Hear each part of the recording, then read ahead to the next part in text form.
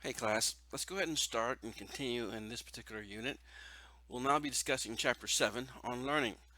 Please note that the slides for this particular presentation are from a previous edition of the textbook. I thought this would be much more enlightening to you guys. Alright, so let's start. The topics in this chapter will be going over definitions, looking at classical and operant conditioning, biological and cognitive components of learning, as well as observational learning. What do we mean by learning? Learning is the process of acquiring new and relatively enduring information or behaviors. So we learn something through some sort of experience that we go through, and then we have access to that information later to use. We learn from experience. When we learn to predict events we already like or don't like by noticing other events or sensations that happen first. When our actions have consequences. When we watch what other people do. We learn by association when two stimuli or events or sensations tend to occur together or in sequence.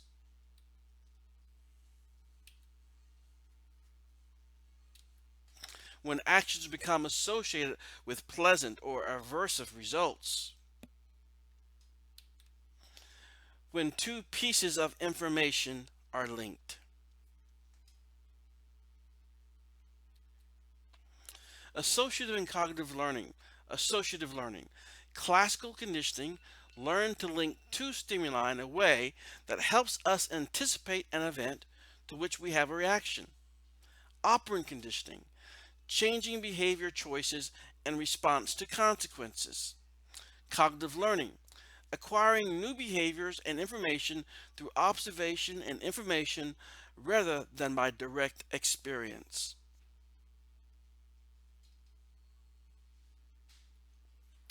Operant and classical conditioning are different forms of associative learning.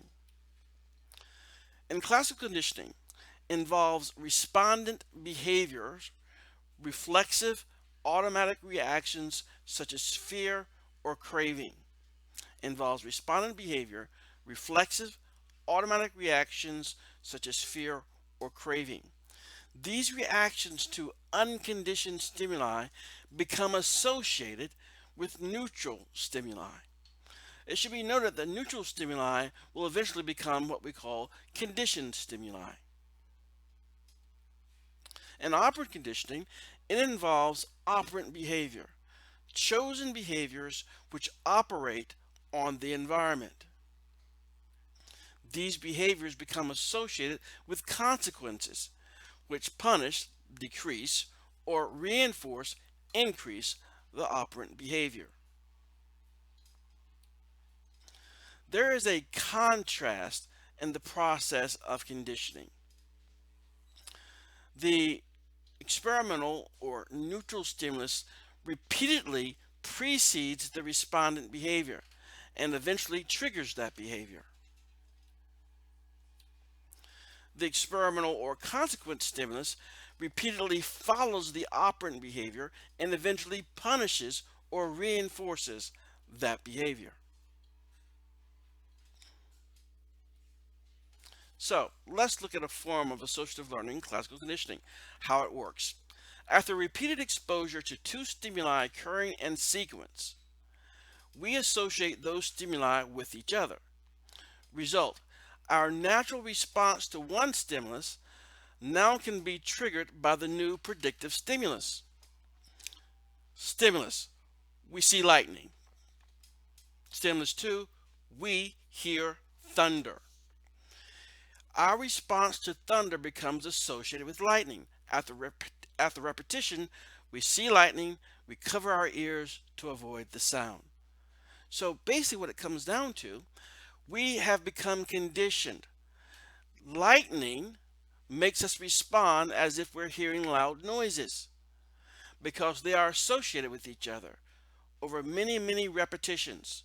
So we see lightning, we cover our ears, or we tense up preparing for the sound of thunder, which causes in us a natural startle response. Operant conditioning, also a form of associative learning. A child associates his response, his behavior, with certain consequences. The child learns to repeat behaviors, saying please, which were followed by desirable results, like a cookie. Child learns to avoid behaviors, yelling gimme, which were results or followed by undesirable results such as scolding or loss of dessert. So, A, response, being polite. B, consequence, getting a treat. C, behavior is strengthened. In the future, the child here is going to be more likely to be saying please or being polite, which will increase the likelihood and probability of receiving a desirable outcome. Cognitive learning. Cognitive learning refers to acquiring new behaviors and information mentally rather than by direct experience.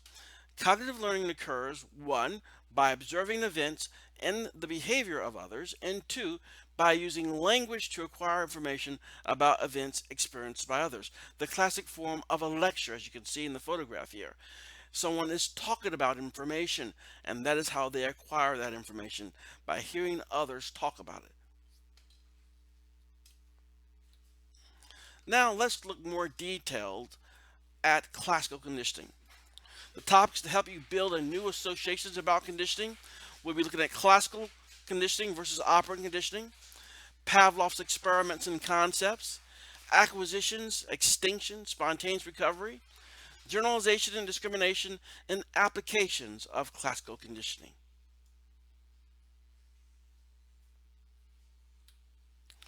Ivan Pavlov's discovery. While studying salivation in dogs, Ivan Pavlov found that salivation from eating food was eventually triggered by what should have been a neutral stimuli, such as just seeing the food, seeing the dish, seeing the person who brought the food, just hearing that person's footsteps. Now, let's talk about what we mean by neutral stimulus. Before conditioning, a neutral stimulus is a stimulus which does not trigger a response. So in this example, we see a bell and a dog. A neutral stimulus, the bell is wrong, and it does not elicit a certain type of response from the dog.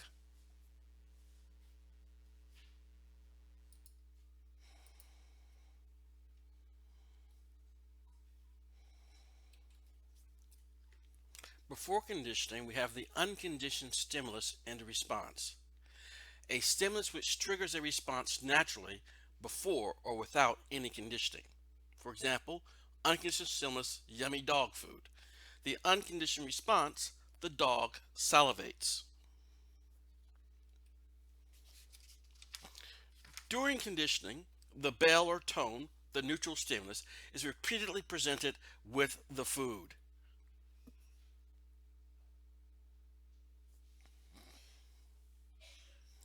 The bell is wrong, food presented, the dog then unconditionally responds by salivating.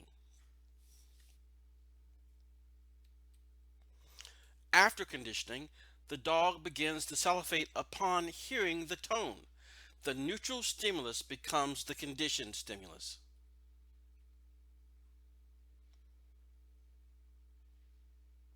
The conditioned response is the dog salivating. Note the neutral stimulus is now a conditioned stimulus, and the response the dog has is called a conditioned response. The dog is salivating because of a conditioned stimulus. Did you follow the changes? The UR, the unconditioned response, and the conditioned response are the same response, triggered by different events. The difference is whether conditioning was necessary for the response to happen. So when you have an unconditioned response, the response is a result of some sort of unconditioned stimulus. When you have a conditioned response, the response is a result of a conditioned stimulus, a stimulus that naturally did not have that initial response based from the organism. So the bell normally does not bring about dog salivation. But when the bell does bring about dog salivation, the bell is a conditioned stimulus, and the salivating because of the bell is a conditioned response. Note also that the neutral stimulus and the conditioned stimulus are the same stimulus. The difference is whether the stimulus triggers the conditioned response or not.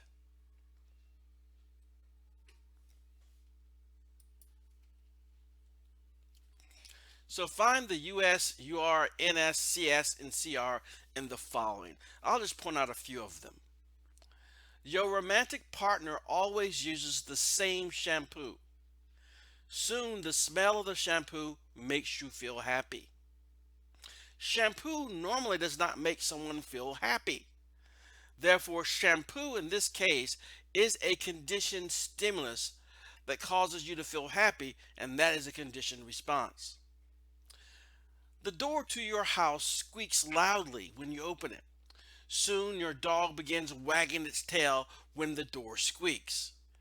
Normally, the dog should not wag its tail when they hear a squeaking noise.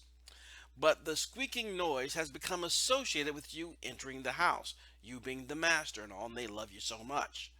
So, the wagging of its tail when the door squeaks is a conditioned response. The squeak itself is a conditioned stimulus. If you want to look at the unconditioned stimulus, that would be you. You are the master, you're the responsible for all their feeding and all that type of stuff. So when they see you, they're happy. You, the unconditioned stimulus, and being happy as a result of that would be the unconditioned response.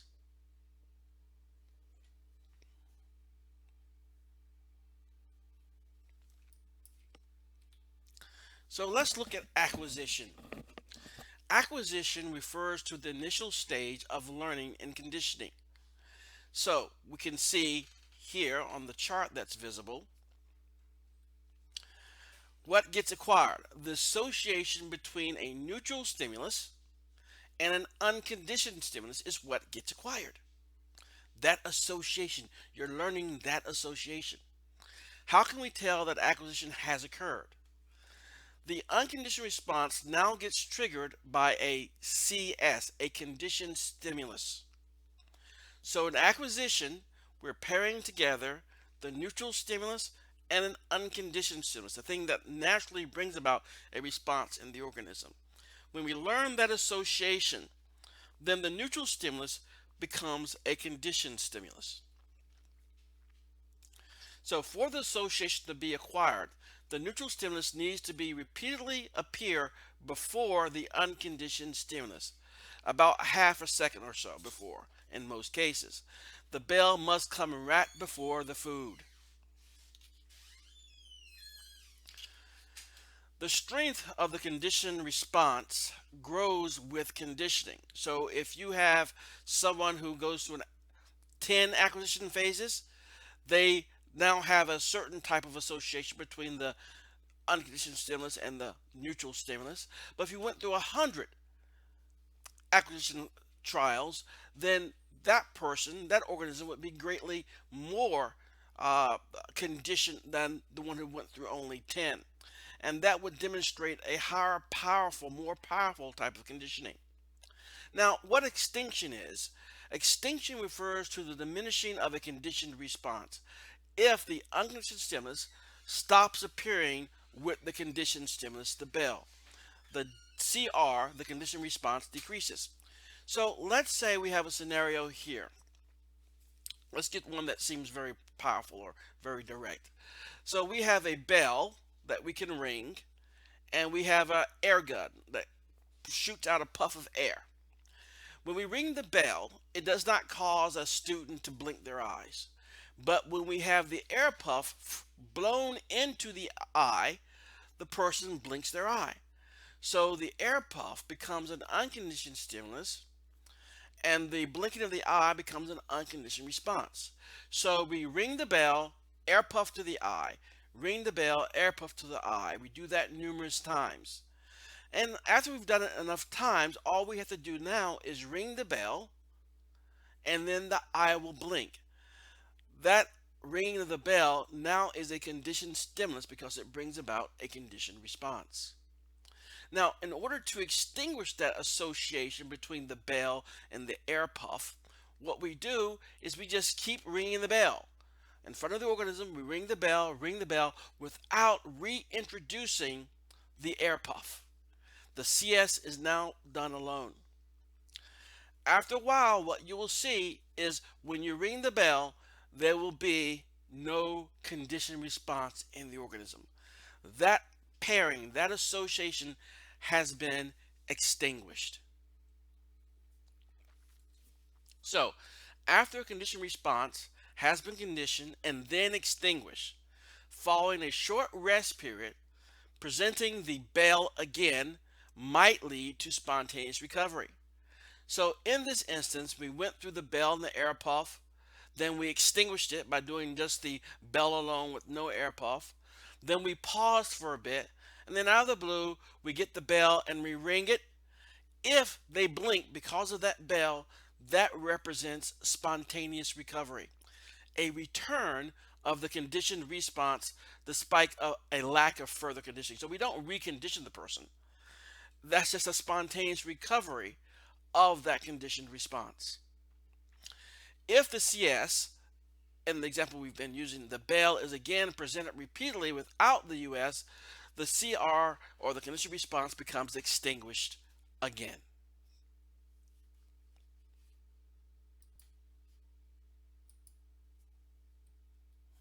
Now let's talk about generalization and discrimination. Please notice the narrow psychological definition here. So, Ivan Pavlov conditioned dogs to drool when rubbed. They then also drooled when scratched. That's generalization. The tendency to have conditioned responses triggered by related or similar types of stimuli. So the idea here is this. If when they were rubbed, they would drool, but they also drooled when they were scratched. They were not conditioned to being scratched to cause drooling. So that represents a generalization. There's more stuff now that makes them drool. Ivan Pavlov conditioned dogs to drool at bells of a certain pitch. Slightly different pitches did not trigger the drooling. This is discrimination. The learned ability to only respond to a specific stimuli, preventing generalization. Less stuff makes you drool. This is a form of discrimination.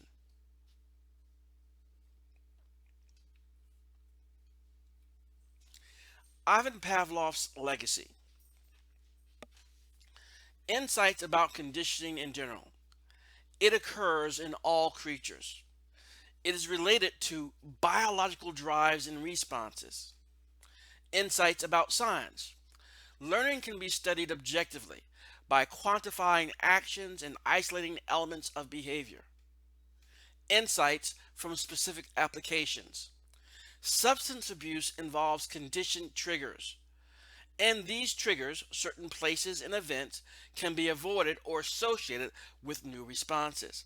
Let me give an example. When someone, for example, is trying to avoid drinking alcohol, maybe they have an alcohol use disorder.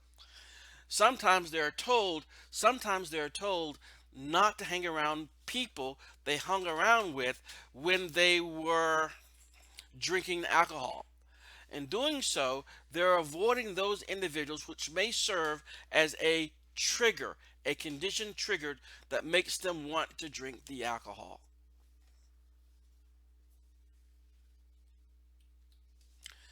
Finally, we'll talk about John B. Watson and classical conditioning, playing with fear. John Watson was curious to try to find out if we learn other types of things through classical conditioning. He wanted to see if we could condition someone to have emotional fear where they did not initially have fear. It should be noted that the study with little Albert could not be done today because of many ethical concerns. There are ethical guidelines now that guide all of our research as psychologists, which would prevent this study from being done the way it was initially. So a 9-month-old little Albert was not afraid of rats. John B. Watson and Rosalie Rayner then clanged a steel bar every time a rat was presented to little Albert. So, a rat was presented to little Albert, they clanged the bar. Basically, that's a metal bar on a hard surface. They would hit it really hard. Albert acquired a fear of rats and generalized this fear to other soft and furry things. Watson prided himself in his ability to shape people's emotions. He later went on to advertising.